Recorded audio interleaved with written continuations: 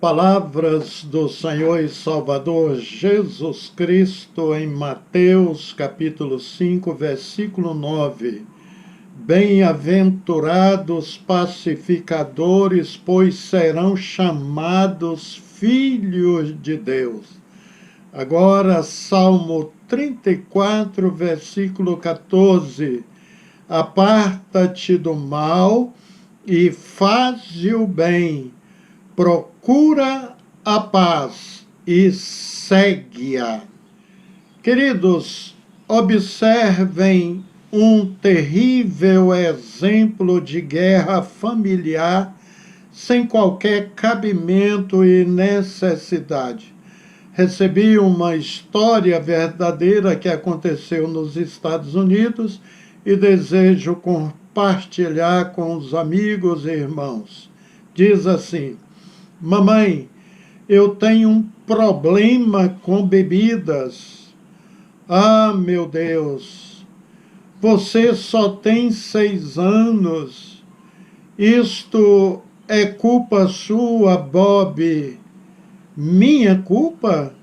Talvez se você tivesse passado mais tempo com ele. Nosso filho de 6 anos tem um problema com bebidas. Com certeza ele não precisava de um modelo como você.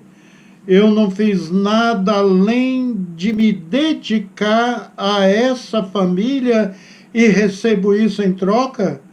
Vou embora. Ótimo. Eu não preciso de você. E nosso filho, com certeza, também não precisa. O pai pegou a sua mala e foi embora de casa. Depois a mãe acaricia o filho e disse: não chore, meu filho, tudo vai dar certo. Nós ficaremos bem sem o papai. Então a mãe disse: eu quero que você me conte mais sobre o seu problema com bebida. Fale comigo, não me esconda nada, meu filho. Então tirou da sua bolsa escolar das costas, pegou seu caderno de matemática e disse à sua mãe: se Joy bebe 1 litro de suco e Tom bebe 2, quantos litros bebe os 2 juntos?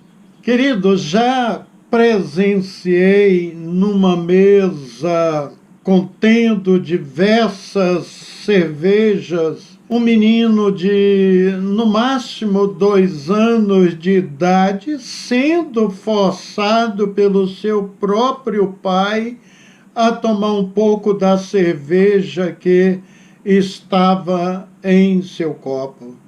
Já vi criança com menos de 7 anos de idade também fumando.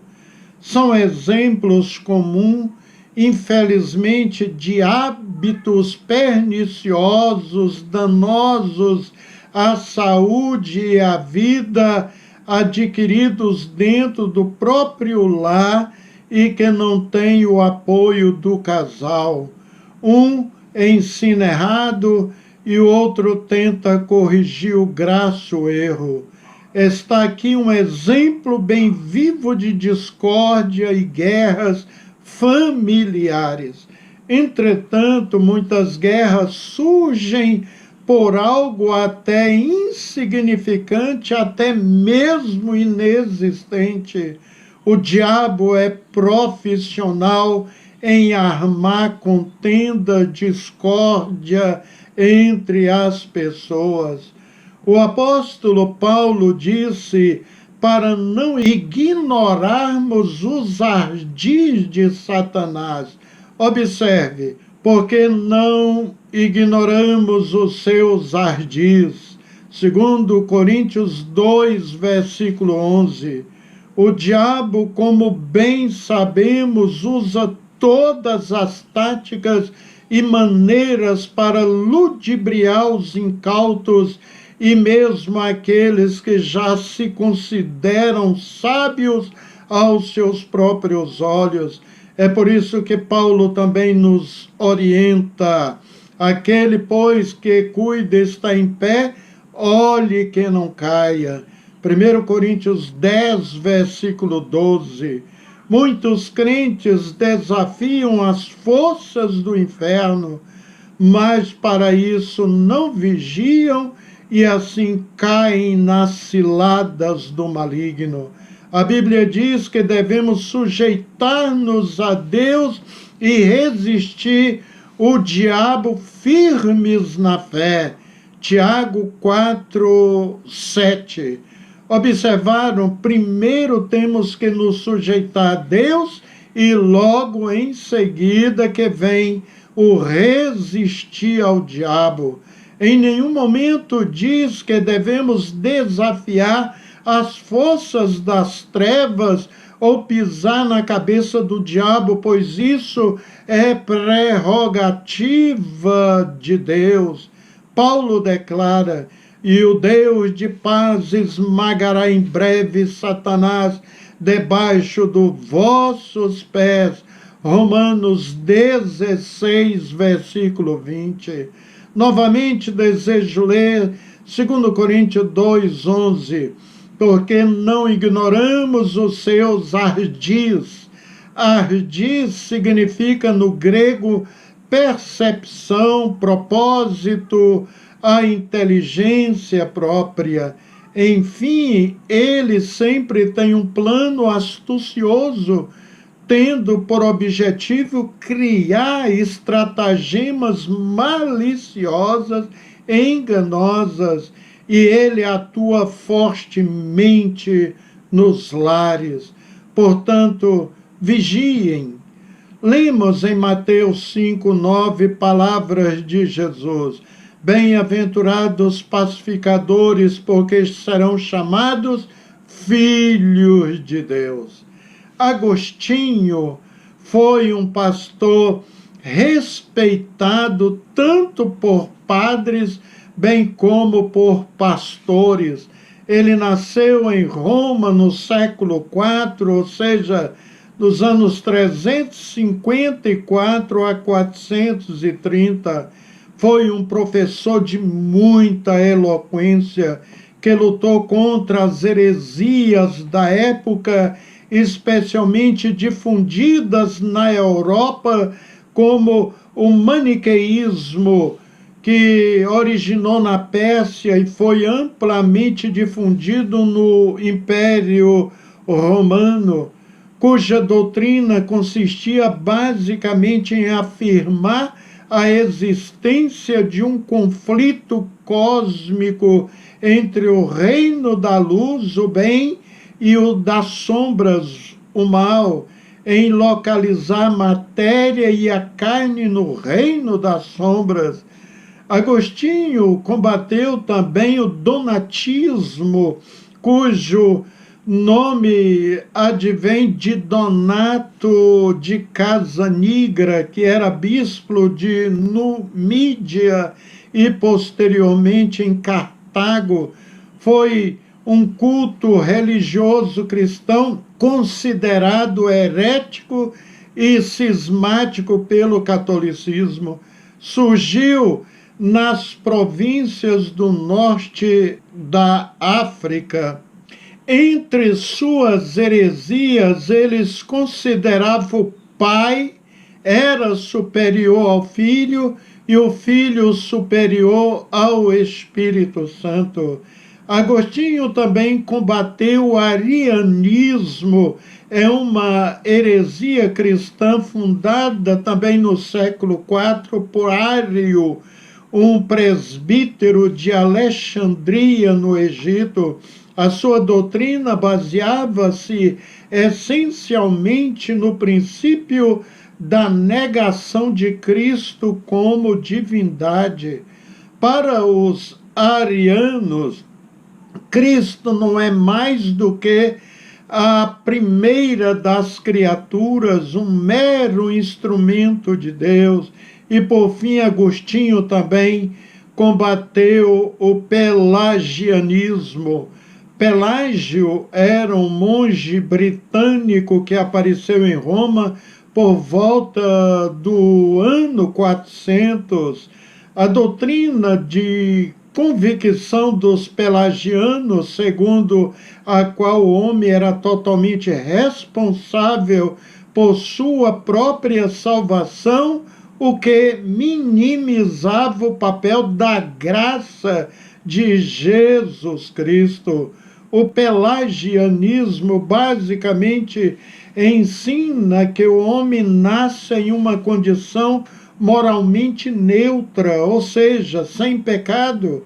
Assim, ele é dotado plenamente do livre-arbítrio, de modo que sozinho ele é capaz de decidir entre o bem e o mal.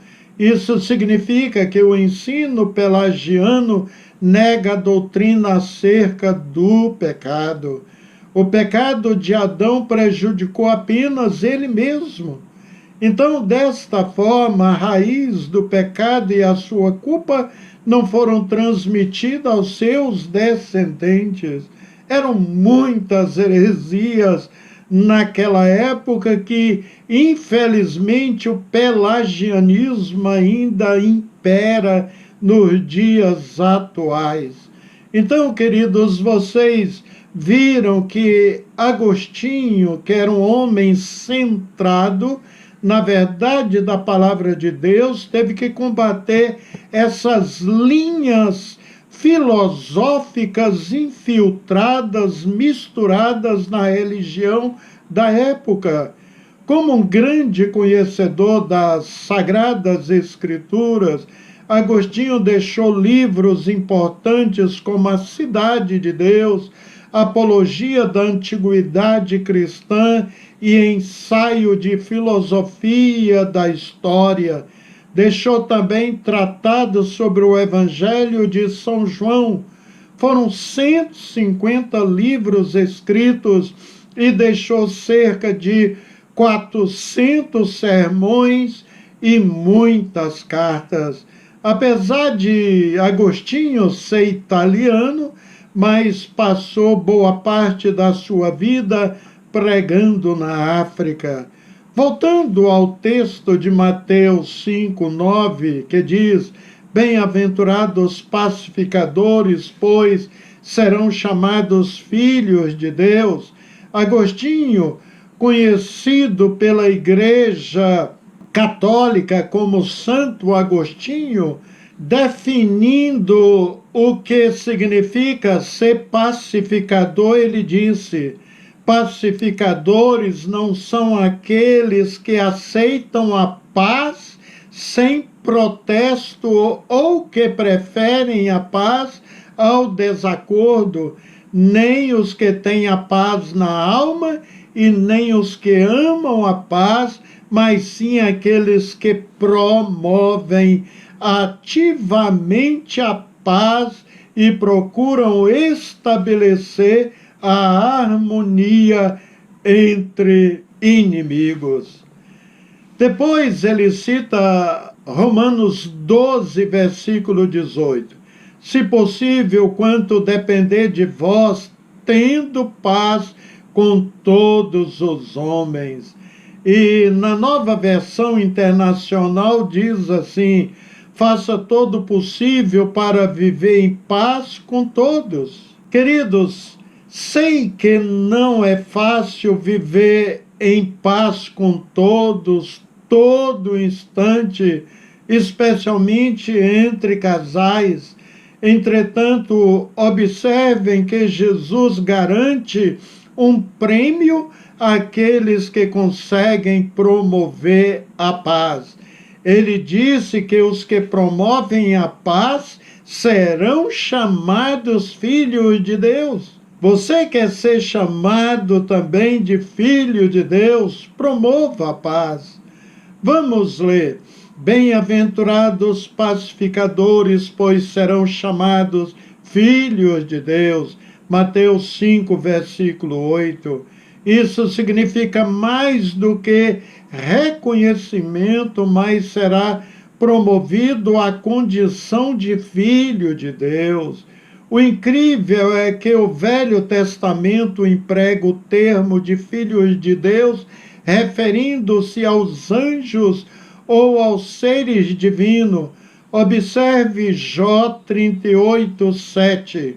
Enquanto as estrelas matutinas juntas cantavam e todos os anjos se regozijavam. Então, se você é pacificador e tem Jesus como seu Senhor e Salvador, você será também promovido a anjo quando deixar esta vida. De acordo com Efésios 2, 14 ao 16, o apóstolo Paulo diz o seguinte: pois ele é a nossa paz, o qual de ambos fez um e destruiu a barreira, o muro da inimizade, anulando em seu corpo a lei dos mandamentos expressa em ordenanças. O objetivo dele era criar em si mesmo dos dois um novo homem, fazendo a paz e reconciliar com Deus os dois em um corpo por meio da cruz, pelo qual ele destruiu a humanidade. Paulo também diz em Colossenses 1, 20, e que havendo por ele feito a paz pelo sangue da sua cruz, por meio dele reconciliar-se consigo mesmo todas as coisas, tanto as que estão na terra como as que estão nos céus. Jesus deu a sua vida a fim de trazer a paz universal no sentido mais lato possível, tanto na terra como nos lugares celestiais. Vejamos, pois ele é a nossa paz, o qual de ambos fez um e destruiu a barreira, o muro de inimizade, anulando em seu corpo a lei dos mandamentos expressas em ordenanças. O objetivo dele era criar em si mesmo dos dois um novo homem, fazendo a paz e reconciliar com Deus os dois em um corpo por meio da cruz, pela qual ele destruiu a inimizade, e por meio dele reconciliar-se consigo todas as coisas, tanto as que estão na terra quanto as que estão nos céus, estabelecendo a paz pelo seu sangue derramado na cruz. Queridos, paz deriva do latim pax, ou de pactum. A ideia é estar de acordo. Seria o conceito de harmonia. O Novo Testamento foi escrito em grego e usa eirene, bem-estar. Associamos a paz com a harmonia e bem-estar. Mesmo escrevendo em grego, Paulo tinha uma mente hebraica, e o termo hebraico para paz é shalom, com a ideia de pronto, completo, consumado. Uma boa tradução seria sem brecha, integralmente. O Espírito produz uma personalidade sem brecha, integralmente composta. A paz significa cessação de guerra também. Quando os gibeonitas, usando de astúcia, enganou Josué e os israelitas, dizendo que vinham de uma terra distante, carregando sacos gastos e vasilhas de couro velhas, rachadas e remendadas, os homens calçavam sandálias bem gastas e roupas velhas, e trazia pães bolorentos e duros. Uma vez que Josué fez uma aliança com eles, sem consultar a Deus, agora não podia voltar atrás. Assim, Josué fez um acordo de paz com eles, garantindo poupar-lhes a vida. Você vê isso em Josué 9, versículo 15.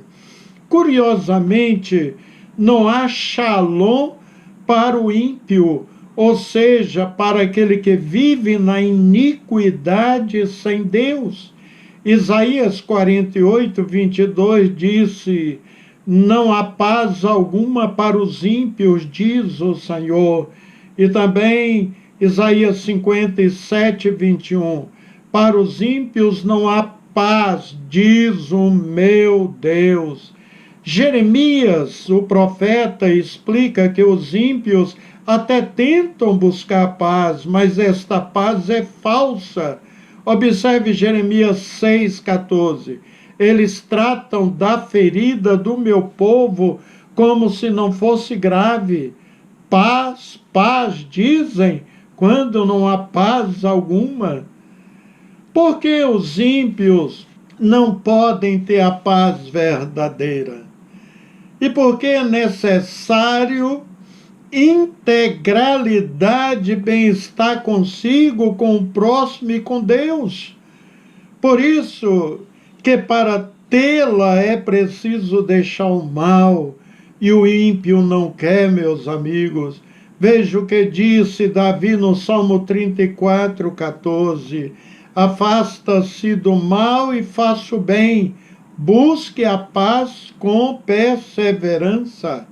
Deus espera que mostremos nossa filiação a Ele pela promoção da paz. Mateus 5, 9. Deseja que os seus filhos também vivam a paz. 1 Tessalonicenses 5, 13. Um lar ou igreja onde todo mundo briga não é exemplo de ação do Espírito Santo. Devemos viver em paz e devemos promover a paz também, lembrando que Cristo nos legou a paz. João 14, 27 diz: deixo-vos a paz, a minha paz vos dou, não vou-la dou como o mundo a dá. Não se turbe os seus corações, nem tenham medo. E como servo de Cristo Jesus, devemos evangelizar o mundo para que as pessoas tenham paz também. Esta paz que Jesus falou que só Ele pode dar. Então, em Cristo, Deus reconcilia o mundo consigo. Segundo Coríntios 5, 17 diz: assim que se alguém está em Cristo, nova criatura é, as coisas velhas já passaram e eis que tudo se fez novo. Amém? Deus os abençoe. Vamos falar com o Senhor em oração. Bendito e eterno Deus, a nossa gratidão pela paz verdadeira que Jesus Cristo nos deu. O mundo ímpio desconhece esta paz porque não se achegam a Cristo, não querem a paz de Cristo, procuram a paz em outras coisas, em prazeres vãos. Deus querido, que o teu Espírito Santo venha agir nos lares, repreendendo o espírito de contenda, de confusão, de discórdia que reina, trazendo a paz, ó Deus, que as pessoas, Senhor, possam ser pacificadores, promovedores da paz e não da guerra e do ódio.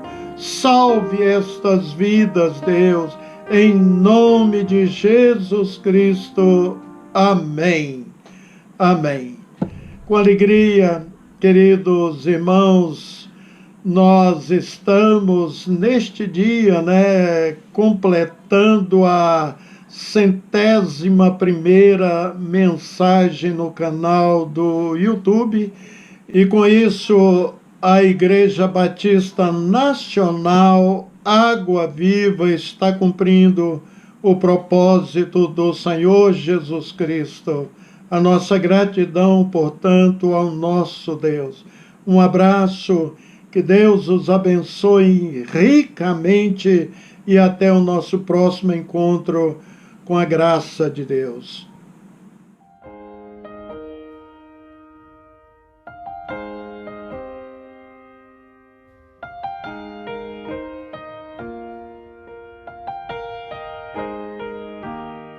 There is peace in Christ when we learn of Him. Feel the love He felt for us when He bore our sins. Listen to His words, let them come alive. If we know Him as He is, there is peace in Christ. He gives us hope when hope is gone. He gives us strength when we can't go on. He gives us shelter in the storms of life. When there's no peace on earth, there is peace in Christ.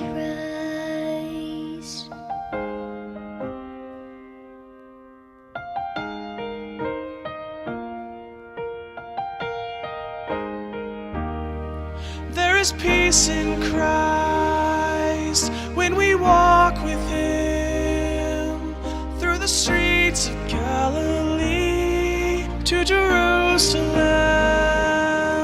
Mend the broken hearts, dry the tear-filled eyes. When we live the way He lived, there is peace in Christ. He gives us hope when hope is gone. He gives us strength when we can't go on. He gives us shelter in the storms of life. When there's no peace on earth, there is peace in Christ.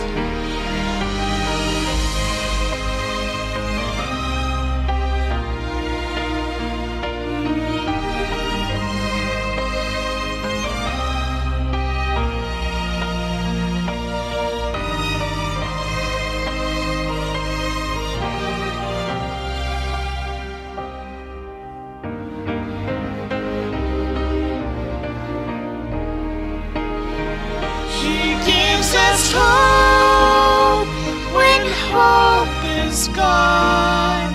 He gives us strength when we can't go on. He gives us shelter in the storms of life. When there's no peace on earth, there is peace in Christ. When there's no peace on earth, there is peace in Christ.